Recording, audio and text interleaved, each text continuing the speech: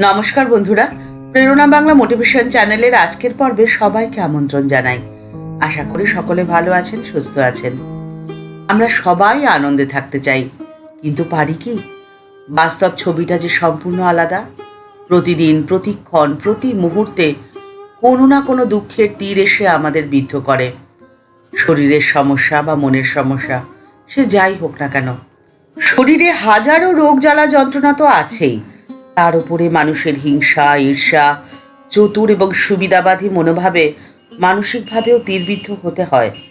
যাদের জন্য দিন রাত পরিশ্রম করছেন আপনি, হয়তো তারাই মুখ ঘুরিয়ে চলে যায় সুযোগ বুঝে। আর সংসারী মানুষের আর্থিক সমস্যা তো লেগেই আছে। এত সব সমস্যা নিয়ে পূর্ণ আনন্দে থাকা যায়, এ কি করে সম্ভব? কিন্তু আপনি যদি আধ্যাত্মিক শক্তিতে শক্তিশালী হয়ে ওঠেন, তাহলে আপনিও পারবেন এই সংসারের সমস্ত তীরবিদ্ধ হয়েও পূর্ণ আনন্দে থাকতে।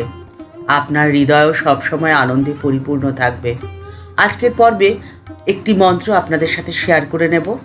সেই মন্ত্রটি আপনি যদি প্রত্যেক দিন পাঠ করেন, তাহলে আপনার জীবন থেকে আনন্দ কেড়ে নেওয়ার সাহস কারোর হবে না। তাই ভিডিওটি শেষ পর্যন্ত দেখার অনুরোধ রইল। একবার এক ভক্ত মায়ের কাছে তার দুঃখ কষ্টের কথা বলতে এলে মা তাকে বলেছিলেন, তোমরা খালি দুঃখ দুঃখ করো, কিন্তু আমি তো আমার গোটা জীবনে দুঃখ কি জিনিস বুঝলামই না। হৃদয় যেন আনন্দের পূর্ণ ঘর বসানো আছে। কিন্তু আমরা সকলেই জানি যে মায়ের সারাটা জীবনে সংগ্রামের। দক্ষিণেশ্বরের ওই অতটুকু ঘরে বাস, তারপরেও আর্থিক সংগ্রাম মার পিছু ছাড়েনি। একটা সময় এমনও গেছে যে মার অনাহারে বা অর্ধাহারে দিন কেটেছে। ভাতের সঙ্গে খাওয়ার জন্য নুনটুকুও জুটত না। এছাড়া মায়ের নিকট আত্মীয় যারা ছিলেন, অর্থাৎ মায়ের ভাই, ভাইয়ের বউ, ভাইয়ের ছেলে, মেয়ে, পাগলি মামি, রাধু, এরা যে মাকে কতটা বিরক্ত করত, তা মায়ের জীবনী পার যারা করেছেন তারা কম বেশি প্রত্যেকেই জানেন। কিন্তু তারপরেও মা বলছেন, জীবনে দুঃখ কি জিনিস তা মা জানেন না। এ কি করে সম্ভব? এটি সম্ভব হওয়ার রয়েছে মাত্র একটি উপায়। সেটি হলো আপনি আপনার চারপাশে একটি বর্ম তৈরি করুন, আধ্যাত্মিকতার বর্ম।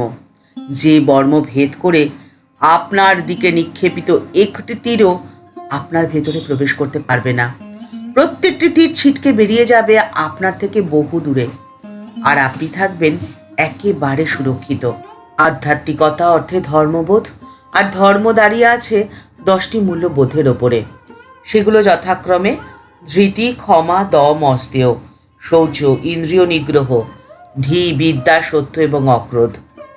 যে কোনো অবস্থা বা পরিবেশের মধ্যে সন্তুষ্ট থাকাকে বলে ধৃতি। কেউ যদি আপনার ক্ষতি করে, তাহলে তার ক্ষতির চিন্তা না করা, বা আপনার শক্তি অনেক বেশি থাকা সত্ত্বেও সেই মানুষটির অনিষ্ট না করাকেই বলা হয় ক্ষমা। আপনার বিদ্যা, ধন, সম্পত্তি, প্রতিপত্তি থাকা সত্ত্বেও তার প্রকাশ যদি আপনি না করেন, তার মানে আপনার মধ্যে কোনো অধ্যত্ত ভাব নেই, আর তাকেই বলা হয় দম। যার প্রকৃত দম আছে, তার এই সমস্ত বাহ্যিক বস্তু প্রকাশ করার কোনো প্রয়োজন হবে না। তাকে লোকে এমনিতেই শ্রদ্ধা, ভক্তি এবং ভালোবাসবে। চতুর্থ হলো অস্তেয়, অর্থাৎ যে অন্যায় করে অন্যের সম্পত্তি হরণ করে নেয় না, তাকেই বলে অস্তেয়। শৌচ অর্থে বোঝায় অন্তরে বা বাইরের শুদ্ধি, অর্থাৎ মনের এবং আহারের শুদ্ধতা। পঞ্চম ইন্দ্রিয় নিগ্রহ, অর্থাৎ আমাদের পঞ্চেন্দ্রিয়ের ওপরে নিজের নিয়ন্ত্রণ বজায় থাকা। ষষ্ঠ হলো ধী শক্তি, অর্থাৎ যে কোনো বিষয় বা যে কোনো বস্তু বিচার বিশ্লেষণের মধ্যে তার মর্মার্থ গ্রহণ করার ক্ষমতাকেই বলা হয় ধী। সপ্তম বিদ্যা, অর্থাৎ যে শক্তির মধ্যে দিয়ে আমাদের জ্ঞান চক্ষু উন্মিলিত হয়। অষ্টম সত্য, আর নবম হলো অক্রোধ। আর অক্রোধ হলো রাগ হতে পারত, কিন্তু হলো না। আর এই ক্ষমতাটি হচ্ছে সব থেকে গুরুত্বপূর্ণ, কারণ ক্রোধ হলো আগুন, আর ক্রোধের অগ্নি যে মানুষের অন্তরে জ্বলে, সে তার সম্পূর্ণ জীবনে কোনোদিনও আনন্দের সন্ধান পায় না। তার জীবন হয় দুঃখের, যন্ত্রণার, বেদনার। আর এই 10টি শক্তিকে আপনি যদি আপনার অন্তরে জাগিয়ে তুলতে চান, তাহলে আপনাকে শরণাপন্ন হতে হবে মহাশক্তির কাছে। ভগবান বিষ্ণুর মায়া শক্তিরূপিণী মাকে ধরা এত সহজ নয়, তাকে বোঝাও এত সহজ নয়। কারণ তিনি তার অন্তরের মধ্যে সমস্ত ঐশ্বর্য ঢেকে রেখেছেন। শ্রী মায়ের দেবীত্বের মহিমা স্বামীজির একটি চিঠিতে স্পষ্ট প্রকাশিত হয়েছে। তিনি গুরুভ্রাতা স্বামী শিবানন্দজিকে লিখছেন, মা ঠাকুরন কি বস্তু তা বুঝতে তোমরা পারোনি, এখনো কেউই পারবে না, কিন্তু ক্রমে পারবে। ভায়া, শক্তি বিনা জগতের উদ্ধার এ তো হবে না। আমাদের দেশ সকলের অধম কেন, শক্তিহীন কেন? কারণ সেখানে শক্তির অবমাননা হয়। মা ঠাকুরানী ভারতে পুনরায় সেই মহাশক্তি জাগ্রত করতেই এসেছেন, আর তাকে অবলম্বন করে আবার সব গার্গী মৈত্রী জগতে জন্মাবে। এখন দেখেছ কি ভায়া? ক্রমে তোমরা দেখবে, ক্রমে তোমরা বুঝবে। শ্রীমা সারদা দেবীর বিশেষত্ব সম্পর্কে স্বামী প্রেমানন্দজি একটি চিঠিতে লিখছেন, শ্রী শ্রী মাকে কে বুঝেছে? তার ঐশ্বর্যের লেশমাত্র নেই। ঠাকুরের বরং বিদ্যার ঐশ্বর্য ছিল, কিন্তু মার তার বিদ্যার ঐশ্বর্য পর্যন্ত লুপ্ত। এ কি মহাশক্তি! জয় মা, জয় জয় মা, জয় শক্তিময় মা। যে বিষ নিজেরা হজম করতে পর্যন্ত পারছি নে, সব মায়ের নিকটে চালান করে দিচ্ছি, আর মা নির্দ্বিধায় সব কোলে তুলে নিচ্ছেন। এ অনন্ত শক্তি, অপার করুণা। জয় মা। আর আমাদের মতো সাধারণ মানুষের পক্ষে শ্রীমায়ের ঐশ্বর্যের খোঁজ নেওয়া এ যে আদার ব্যাপারের জাহাজের খবর নেওয়ার মতো।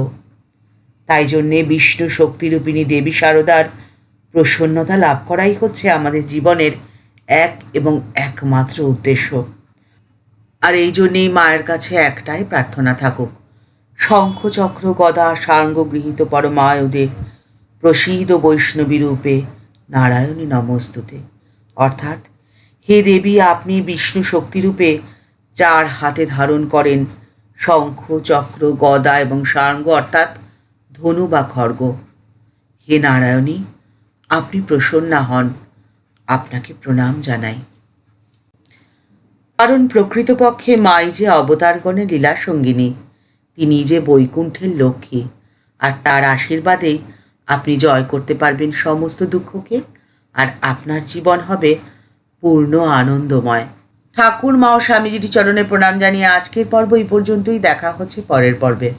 ভিডিওটি যদি ভালো লেগে থাকে তাহলে তা শেয়ার করার অনুরোধ করছি।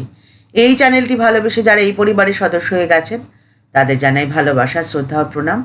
আর যারা এখনও এই চ্যানেলটি সাবস্ক্রাইব করেননি তাদের কাছে বিনীত অনুরোধ রইল চ্যানেলটি সাবস্ক্রাইব করে বেল বাটনটা ক্লিক করে দিয়ে অল বাটনটিতে ক্লিক করে দেওয়ার জন্যে।